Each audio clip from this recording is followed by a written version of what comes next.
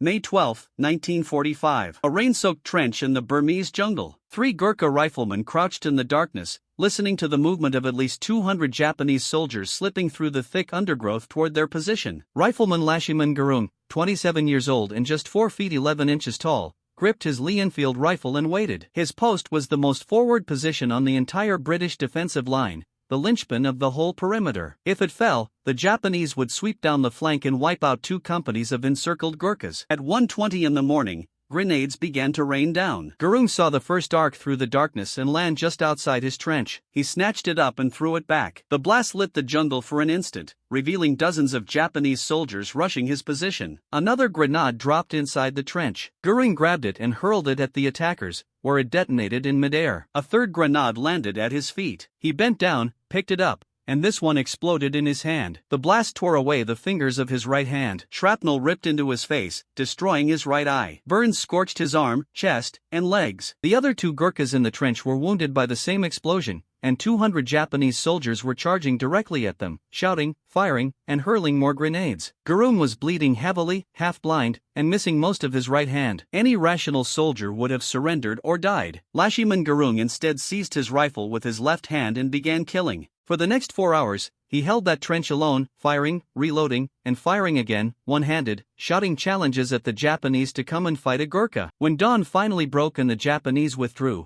31 enemy bodies lay in front of his position. 31 soldiers killed by one man with one hand, a man who, by every rule of war, should have been dead in the first minute of the fight. This is the untold story of one of the most extraordinary one-man stands of the Second World War, from a mountain village in Nepal where a boy joined the British Army to escape poverty, to the jungles of Burma where the Imperial Japanese Army learned what happened when they attacked a Gurkha who refused to die, from the moment a grenade destroyed his hand to the 4 hours of hell that earned him the Victoria Cross, proving that courage does not require 2 hands, only the refusal to quit. Nepal, December 1917. Unarmed Gurkha was born in Dakani, a tiny village in the hills west of Kathmandu. His father farmed a small plot of land, barely enough to feed the family. Life in the Nepalese mountains meant poverty, relentless labor, and few prospects. 2 options: work the land like their fathers or enlist in the British Indian Army as Gurkhas, the legendary soldiers from Nepal who had served Britain since 1815. The Gurkhas carried a reputation that terrified enemies across the empire, fearless, disciplined fighters armed with the curved kukri knife that every Gurkha carried and knew how to use with devastating skill. British commanders valued them among the finest infantry available. German troops in both world wars learned to dread facing Gurkha regiments, as did Japanese soldiers in Burma. The Gurkha motto was simple: better to die than be a coward. Gurkha grew up on stories of Gurkha heroes, men from villages like his who had earned medals fighting for Britain in India, Afghanistan, and France. The army offered steady pay, honor, and a path out of subsistence farming. But enlistment required surviving a brutal selection process and meeting a minimum height of 5 feet. Gurkha stood just 4 feet 11 inches, below the requirement. Under normal conditions, he would have been rejected, but 1940 was not a normal year. In December 1940, Gurkha walked to a British recruiting station as World War II expanded rapidly. Germany dominated most of Europe, Japan was preparing to sweep across Asia, and Britain desperately needed soldiers. Height requirements were quietly relaxed, and Gurkha was accepted at the age of 23. He joined the 4th Battalion, 8th Gurkha Rifles, one of the most storied regiments in the British Indian Army. The story of how he enlisted has been told in many versions. One account claims his father sent him to a village shop to buy cigarettes, where he met a friend who was enlisting. They went to the recruitment station together, and Gurkha never returned with the cigarettes. He vanished into the army. 5 years later, he came home missing an eye and most of his right hand, and his father received a war story instead of tobacco. Whether embellished or not, the facts are clear. Gurkha enlisted in December 1940, completed his training, learned to handle the Lee-Enfield rifle, mastered jungle warfare tactics, and absorbed the Gurkha code: aggression in attack, stubbornness in defense, never surrender, never retreat unless ordered, fight to the last man and the last round. These were not slogans but the foundation of Gurkha identity. By 1944, Gurkha's battalion was deployed to Burma, one of the harshest theaters of the war. Dense jungle, monsoon rains, diseases like malaria and dysentery that killed as many men as bullets, and the Imperial Japanese Army, which had conquered much of Southeast Asia in 1942 and showed no mercy to enemies or prisoners. Japanese troops were ordered to fight to the death and expected the same from their opponents. Surrender was dishonor, capture often meant torture. British and Indian forces had been slowly pushing the Japanese back through Burma since 1944. Operation Extended Capital aimed to recapture central Burma and sever Japanese supply lines, and the 8th Gurkha Rifles were part of the offensive. They fought through swamps, crossed rivers, and climbed jungle-covered hills, each advance marked by ambushes, snipers, and fanatical defenders who preferred death to retreat. By May 1945, the Japanese position in Burma was collapsing. Allied forces had crossed the Irrawaddy River and were driving toward Rangoon, but the Japanese were not finished. Scattered units were attempting desperate breakouts, retreating south, attacking anything in their path to escape encirclement. On May 9, the 4th Battalion of the 8th Gurkha Rifles was ordered to block Japanese withdrawal routes near the village of Tongda. The terrain was thick jungle cut by muddy tracks, the monsoon rains turning everything slick and miserable. The Gurkhas dug in and waited. Intelligence reported Japanese movement in the area, but numbers and timing were unknown. Gurung's company, C Company, was positioned on a reverse slope, trenches dug into the hillside with overlapping fields of fire. It was textbook defense, but the jungle reduced visibility to a few dozen yards. The Japanese were experts at infiltration, moving silently, attacking at night, overrunning positions before defenders could react. The Gurkhas knew what was coming: violence, speed, grenades, and close combat with bayonets and knives. Gurung's section was assigned the most forward post, 3 men in a trench roughly 100 yards ahead of the main British line. Their mission was simple and nearly suicidal: provide early warning, slow any attack, and buy time for the rest of the company to respond. It was the most dangerous position in the perimeter, the first to be hit, the hardest to reinforce, and the most likely to be overrun. Gurung and 2 other Gurkhas occupied that forward trench. They improved the position as much as possible, deepened the trench, piled sandbags, cleared fields of fire, placed ammunition within easy reach. Gurung also placed his cookery knife on the parapet of the trench within arm's reach. If the Japanese got that close, he would need it. That curved blade had killed enemies for generations of Gurkhas. He wasn't going to be different. On the night of May 12, the Japanese came. Not a probe, not a patrol, a full assault. At least 200 soldiers hitting C Company's position with everything they had: grenades, machine guns, rifles, screaming charges designed to panic defenders and break through the perimeter. The entire attack was aimed at one section of the line, Gurung's section, his trench, the key to the whole position. At 1:20 in the morning, Naik Debasing Buddha, Gurung's section commander, had just gotten all his men to stand to in their trenches when the grenades started falling. Japanese soldiers were creeping close under cover of darkness, throwing grenades to soften up the defenses before the main assault. Buddha watched from his trench a few yards behind Gurung's position. He saw a grenade land near Gurung's trench, saw Gurung scoop it up, and hurl it back at the enemy. The explosion lit up the jungle, revealed dozens of Japanese soldiers rushing forward. Seconds later, another grenade fell inside Gurung's trench. He grabbed it, threw it out. It exploded in the air. Japanese soldiers were screaming, firing, getting closer. A third grenade arced through the darkness and landed right at Gurung's feet. He bent down, picked it up, and it detonated before he could throw it. The blast was catastrophic. The grenade exploded in his right hand, tore off his fingers, mangled his palm. Shrapnel ripped into his face, destroying his right eye. Burns covered his right arm, chest, face. Fragments hit his legs. The force of the explosion threw him backward. Blood poured from dozens of wounds. The other 2 Gurkhas in the trench were hit by the same blast. All 3 men wounded. And 200 Japanese soldiers were seconds away from overrunning the position. The 2 other Gurkhas in the trench were badly wounded, unable to fight, bleeding, disoriented. The Japanese assault was seconds away from overwhelming the position.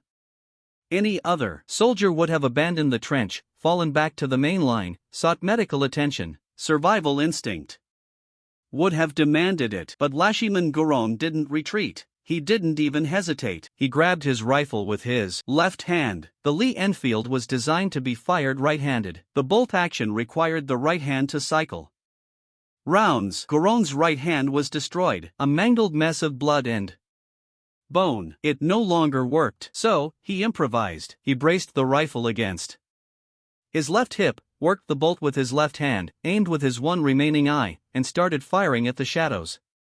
rushing toward him through the darkness. The Japanese soldiers expected to find dead or dying defenders. They expected to overrun the trench in seconds. What they found instead was a Gurkha rifleman who was shooting back accurately, rapidly, killing the lead attackers, screaming at them in Kali, telling them to come and fight, challenging them, refusing to die. The shock of it stopped the Japanese advance cold for precious seconds, long enough for Gurkha to kill several more soldiers, long enough for confusion to ripple through the Japanese ranks. The attackers adjusted. More grenades fell into and around Gurkha's trench. He couldn't throw them back anymore. His right hand was useless. He pressed himself against the trench wall, let the explosions wash over him, took more shrapnel wounds, more burns, kept firing. The Japanese tried rushing the position. Gurkha shot them down one after another. The bodies piled up in front of his trench. The dead became obstacles that slowed the living. From his position, behind Gurkha, Nike Devasing Bureau watched in disbelief. He had seen combat before. He had seen Gurkhas fight with incredible courage. But this was something beyond normal courage. This was a wounded man who should have been incapacitated,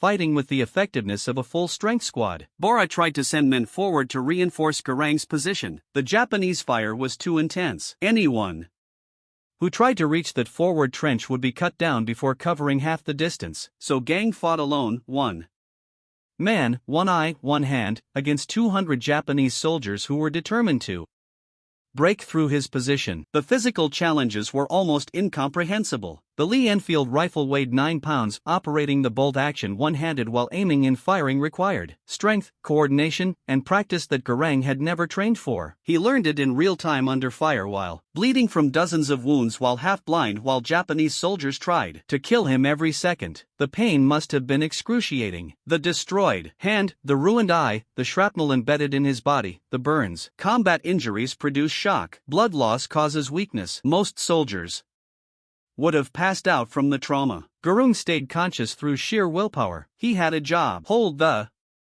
trench, stop the Japanese, protect his brothers in arms. Everything else was secondary, including his own survival.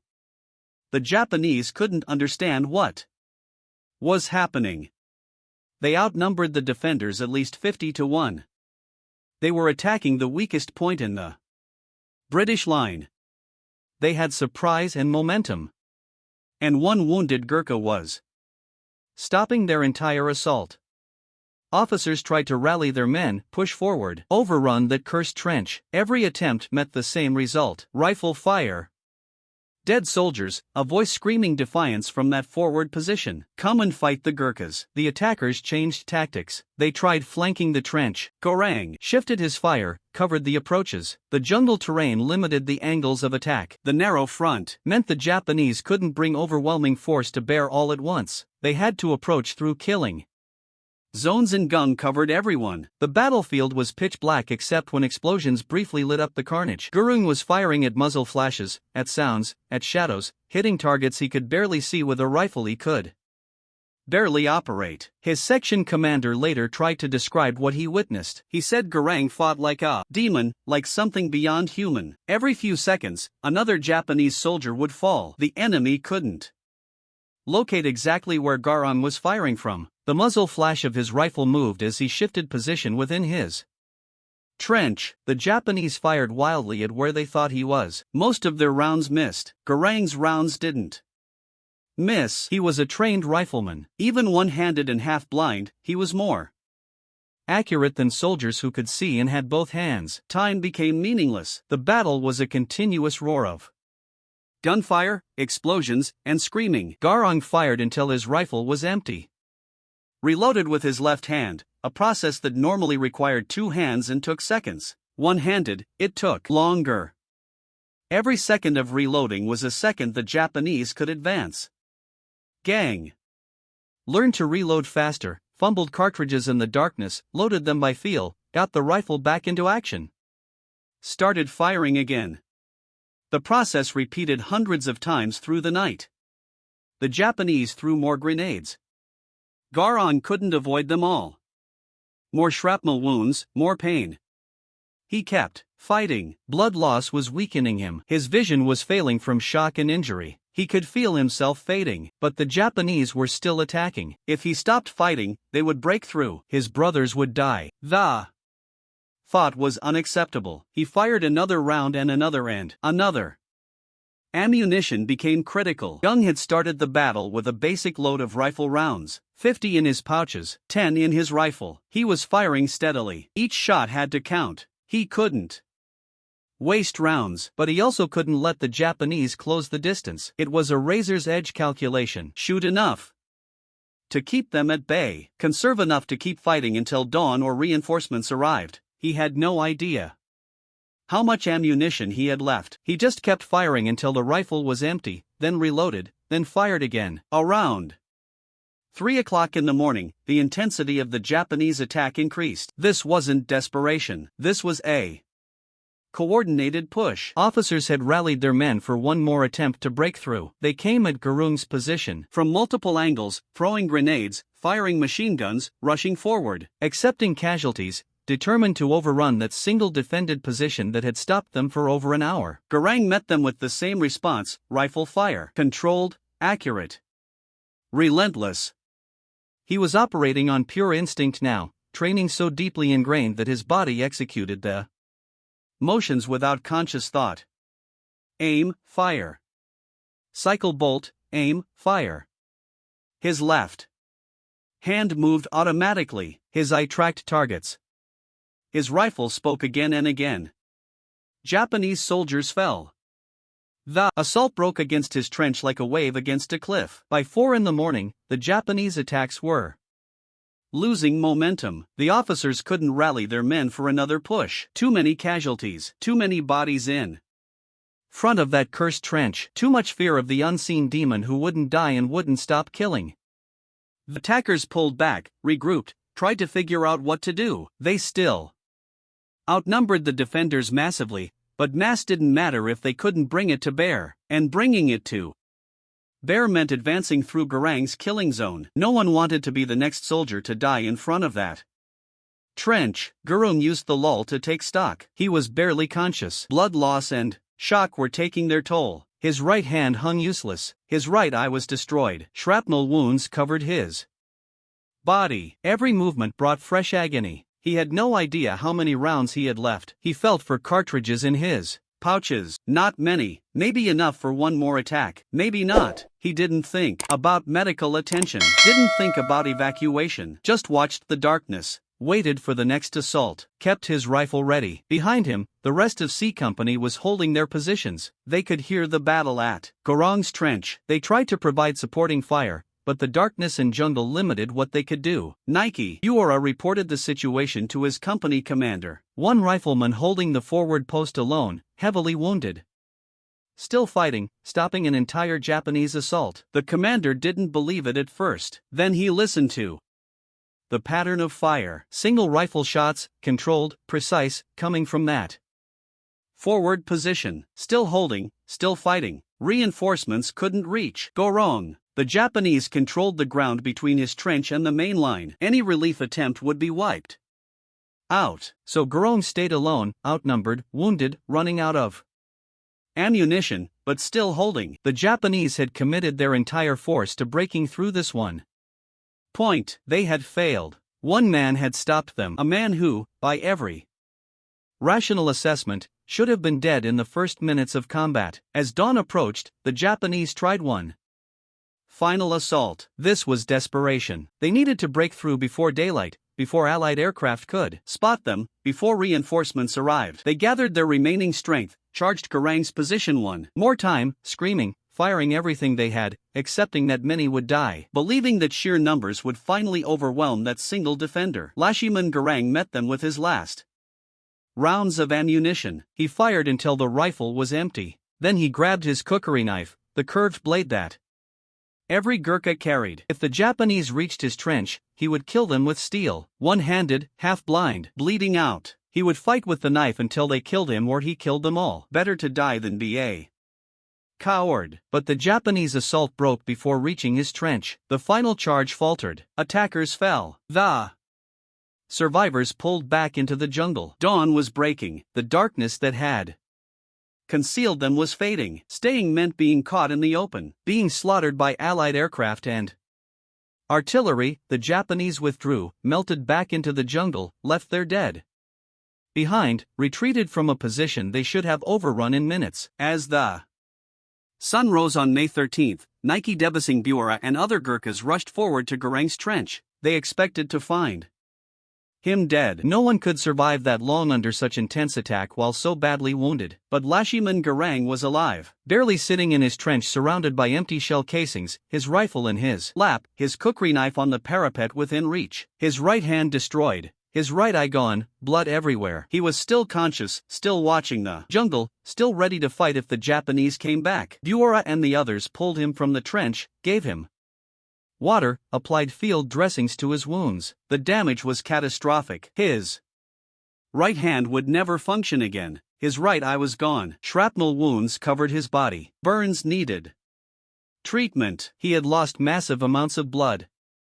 But he was alive and his trench had held. The Japanese had failed to break through. The entire C Company perimeter was intact because one rifleman had refused to let them pass. Medical evacuation came quickly. Gurung was carried to the rear. Field surgeons worked on him for hours. They saved his life but couldn't save his hand or eye. The hand was amputated. Just a stump remained where his right hand had been. The right eye was permanently blind. Shrapnel fragments were removed from his body. Burns were treated. He would survive, but he would never be the same. While Garang was being evacuated, other Gurkhas examined the battlefield around his trench. What they found astonished them. 31 dead Japanese soldiers lay within a few yards of his position. 31 confirmed kills, all shot by one man with one hand in 4 hours of continuous combat. The physical evidence told the story better than words. Blood trails showed where wounded Japanese had been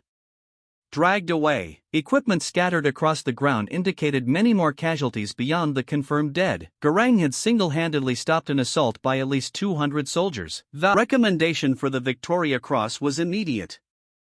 Nake Debasing Bara wrote a detailed report of what he had witnessed. The company commander endorsed it. Battalion command forwarded it up the chain. This was the kind of action that defined heroism. One man, holding an impossible position against overwhelming odds, fighting despite catastrophic wounds, never retreating, never surrendering, saving his entire company through sheer willpower and skill. If any action deserved the highest decoration for valor, this was it. The Victoria Cross citation was approved and published in the London Gazette on August 9, 1945. Just days before the war ended, the citation read in part, Rifleman Lashiman Garang was manning the most forward post of his platoon, which bore the brunt of an attack by at least 200 of the Japanese enemy. Twice he hurled back grenades which had fallen on his trench, but the third exploded in his right hand, blowing off his fingers, shattering his arm and severely wounding him in the face, body, and right leg. His two comrades were also badly wounded, but the rifleman, now alone and disregarding his wounds, loaded and fired his rifle with his left hand for 4 hours, calmly waiting for each attack, which he met with fire at point-blank range. Afterwards, when the wounded were counted, it is reported that there were 31 dead Japanese around his position, which he had killed with only one arm. The citation didn't capture the full horror of what Garang endured. 4 hours of continuous combat, bleeding, half blind, in agony, operating a rifle one-handed in complete darkness, fighting an enemy that outnumbered him 50 to 1. No support, no reinforcement, no retreat, just duty and courage and the Gurkha code. Better to die than be a coward. Garang recovered in military hospitals. The war ended while he was still being treated. Japan surrendered in August. The Burma campaign was over. Garang would never see combat again. His fighting days were finished, but his life was far from over. He returned to Nepal, to his village, to his family, missing an eye and a hand, carrying the Victoria Cross, the highest military decoration in the British Commonwealth. Only 13 Gurkhas have ever received it. Garang was one of them.